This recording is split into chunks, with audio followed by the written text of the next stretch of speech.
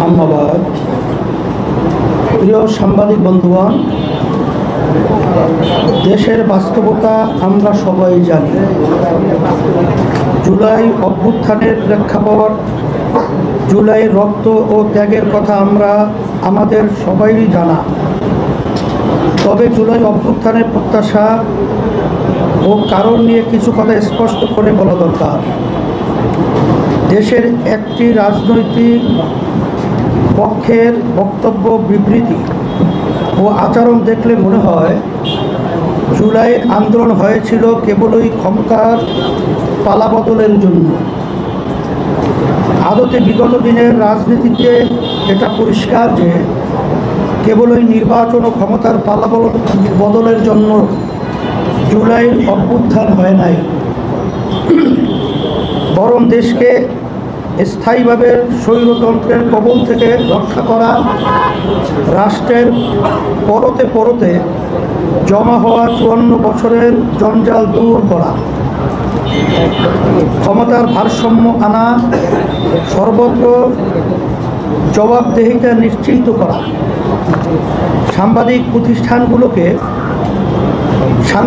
প্রতিষ্ঠানগুলোকে সক্রিয় ও স্বাধীন করার জন্য মৌলিক সংস্কার করা ছিল উদ্দেশ্য। দেশের রাজনৈতিক সংস্কৃতির শুদ্ধতা আনা ও সকল নাগরিকের ভোটের অধিকার, সম্মান, মর্যাদা নিশ্চিত করার জন্যই জুলাইতে দলমত নির্বিশেষে ছাত্র জনতা রাস্তায় নেমে এসেছিলেন এবং অকাতরে জীবন বিলিয়ে দিয়েছিল। অতএব জুলাই পরবর্তী বাংলাদেশে সংস্কার, বিচার ও নির্বাচন, এই ক্রমধারা অনুসরণ করা রক্তের দায় ও অঙ্গীকার। কিন্তু অতীব দুঃখের সাথে বলতে হচ্ছে, সংস্কার ও বিচারকে গুরুত্ব না দিয়ে নির্বাচনকে মুখ্য করে তোলা হয়েছে, যা দেশকে পুরনো অশুভ বন্দোবস্তে আবারও নিবেদিত করবে বলে আমরা আশঙ্কা করি। প্রিয় সাংবাদিক বন্ধুগণ, আমরা যারা জুলাইতে জীবনকে বাজি রেখে সংগ্রাম করেছি, যারা বাচ্চাদের রক্ত ও জীবন উৎসর্গিত হতে দেখেছি, যারা আহতদের রোনাজারি শুনছি, তারা এই পরিস্থিতি মেনে নিতে পারি না। সেই তাকিদ থেকেই রাজনৈতিক দলগুলোর মধ্যে আলাপ আলোচনা হয়েছে এবং আমরা জুলাইয়ের প্রত্যাশা বাস্তবায়নে সুনির্দিষ্ট কিছু দাবি নিয়ে জোটবদ্ধ আন্দোলন করার বিষয়ে সিদ্ধান্ত নিয়েছি। আমরা ইতিমধ্যেই নানা মাধ্যমে সরকারের নীতি নির্ধারকদের সাথে কথা বলেছি, কিন্তু কাঙ্ক্ষিত ফলাফল না পেয়ে আমাদেরকে এই রাজপথের কর্মসূচিতে যেতে হচ্ছে। আমাদের আহ্বানে সাড়া দেওয়ার জন্যে আপনাদের প্রতি কৃতজ্ঞতা জানাচ্ছি। একই সাথে জুলাইয়ের সকল শহীদ ও আহতসহ সকল যোদ্ধাদের প্রতি শ্রদ্ধা জানাচ্ছি। প্রিয় সাংবাদিক বন্ধুগণ, গণ অভ্যুত্থানের পরে 14 মাস অতিক্রান্ত হয়েছে। জাতীয় ঐকমত্য কমিশনের বর্ধিত মেয়াদও আজ শেষ হয়ে যাচ্ছে, কিন্তু এখনও জুলাই সনদ ঘোষণা করা যায় নাই। জুলাই সনদ নিয়ে অনেক বৈঠক হয়েছে, কিন্তু আপনারা লক্ষ্য করলে দেখবেন ভবিষ্যতে স্বৈরতন্ত্রের পথ রুদ্ধ করার জন্য অপরিহার্য আইনি সংস্কারের বিষয়ে ঐকমত্যে পৌঁছানো যায় নাই। একটি নির্দিষ্ট মহল থেকে প্রতিটি ক্ষেত্রে বাধা এসেছে। ফলে জুলাইয়ের মূল প্রত্যাশা স্বৈরতন্ত্রকে চিরতরে বিলুপের যে চাহিদা তা পূরণে তেমন প্রত্যাশিত অগ্রগতি হয় নাই। এমনকি অন্য রাজনৈতিক দলগুলোর চাপে কোনো সংস্কারের প্রস্তাব জুলাই সনদে অন্তর্ভুক্ত হলেও সেখানে নোট অফ ডিসেন্ট দিয়ে এখনই সেটা বাতিলযোগ্য করে রাখা হয়েছে। ফলে জুলাই সনদ কার্যত সংস্কার সম্পর্কিত বিভিন্ন দলের মতামত দলিলে পরিণত হয়েছে। অথচ প্রত্যাশা ছিল জুলাই সনদ হবে আগামী বাংলাদেশ নির্মাণের দিক নির্দেশনা। প্রিয় সাংবাদিক বন্ধুগণ, আমরা 90 সালেও বিভিন্ন রাজনৈতিক দলের যৌথ সংস্কার পত্রিকা দেখেছি। নির্বাচনের আগেও বিভিন্ন দল ইশতেহার দেয়, সেগুলোতে সুন্দর সুন্দর বাণী থাকে, কিন্তু তার কোনো আইনি ভিত্তি না থাকায় নির্বাচনের পরে গাল ভরা সেসব প্রতিশ্রুতি বাস্তবায়ন আর হয় না। জুলাই সনদ ও সংস্কার প্রতিশ্রুতি হয়ে থাকবে যদি না তার আইনি ভিত্তি নিশ্চিত না করা যায়। আমরা মনে করি যে কোনো গণ অভ্যুত্থানের সার্বভৌম এখতিয়ার থাকে, সেই ক্ষমতাও এখতিয়ার বলে জুলাই সনদকে এই আমূলেই বাস্তবায়ন করতে হবে এবং তারই ভিত্তিতে জাতীয় নির্বাচন আয়োজন করতে হবে। কারণ অতীতের অভিজ্ঞতায় নির্বাচনের পরে কেউ এসে এটা বাস্তবায়ন করবে সেই আশা করা যায় না। অতএব দ্রুত সাংবিধানিক আদেশ বা গণভোটের মাধ্যমে জুলাই জাতীয় সনদকে আইনসম্মত করতে হবে। প্রিয় সাংবাদিক বন্ধুগণ, আওয়ামী লীগ যে মাত্রায় ও পরিমাণে অপরাধ করেছে তা কোনো পথভ্রষ্ট রাজনৈতিক দলের অপকর্ম না, বরং মাফিয়াদের মতো সুসংহত ও সংঘবদ্ধ অপরাধ। ফলে তাদের বিচারটাও সেই বিবেচনায় ও সেই মাত্রায় হওয়া বাঞ্ছনীয় ছিল।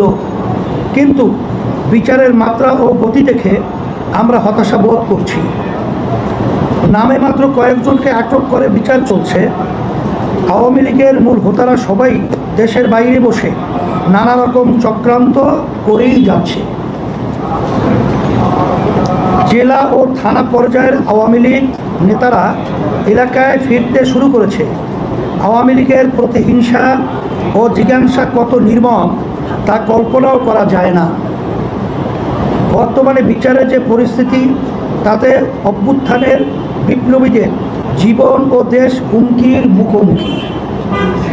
এমন বাস্তবতায় ইসলামী আন্দোলন বাংলাদেশ দাবি করেছে যে ট্রাইব্যুনালের কার্যক্রম জেলা পর্যায়ে নিয়ে যেতে হবে এবং বাইরে পালিয়ে থাকা অপরাধীদের আইনের আওতায় আনার ব্যবস্থা করতে হবে।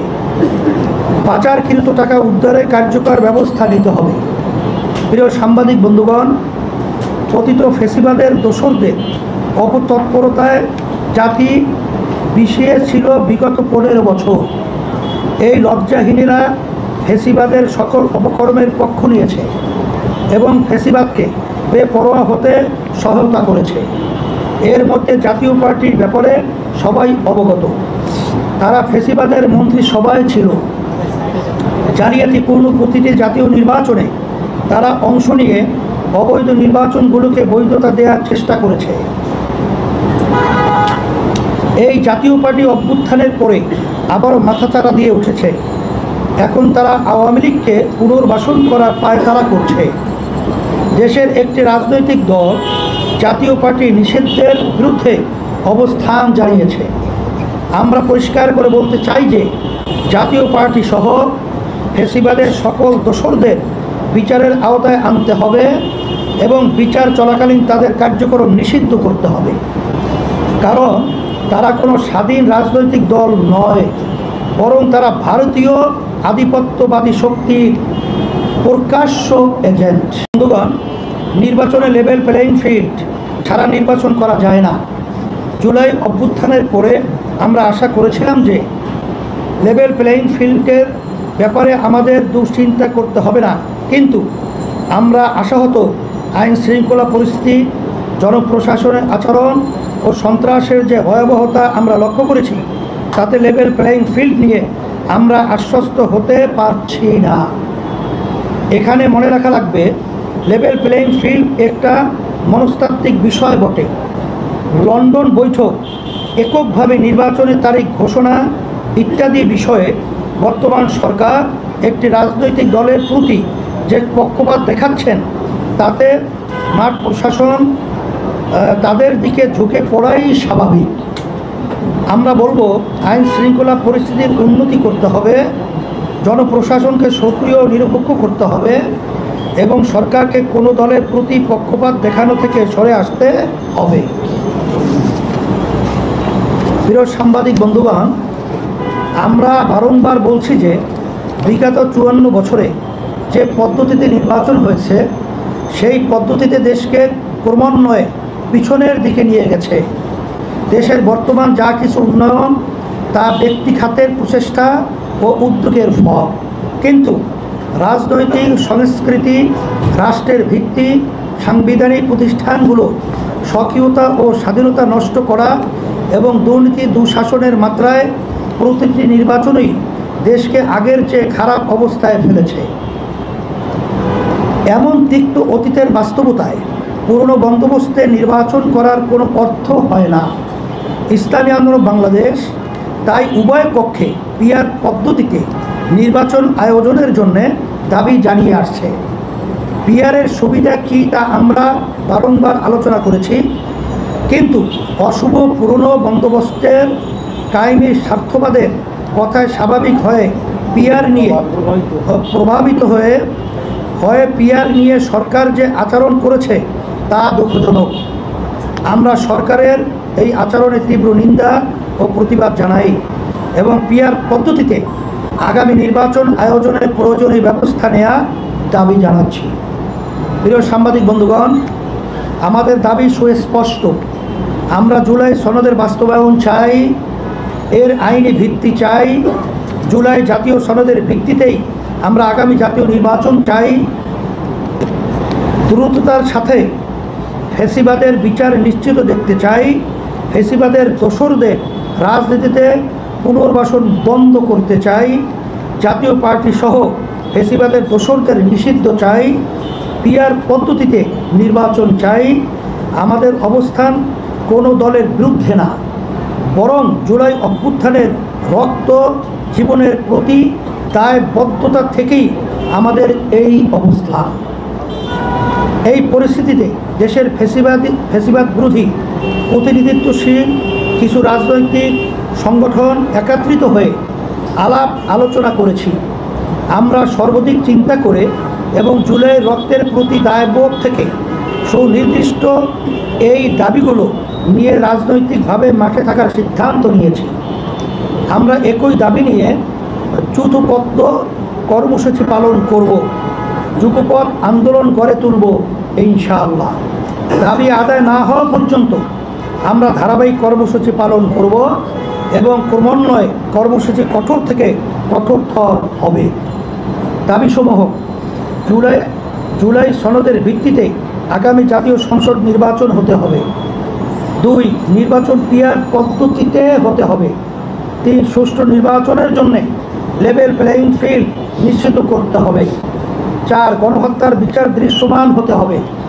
5, বিশেষ ট্রাইব্যুনালে ভারতীয় তাবেদার ও ফ্যাসিবাদের দোসর জাতীয় পার্টি এবং 14 দলের বিচার করতে হবে এবং বিচার চলাকালীন তাদের কার্যক্রম নিষিদ্ধ করতে হবে।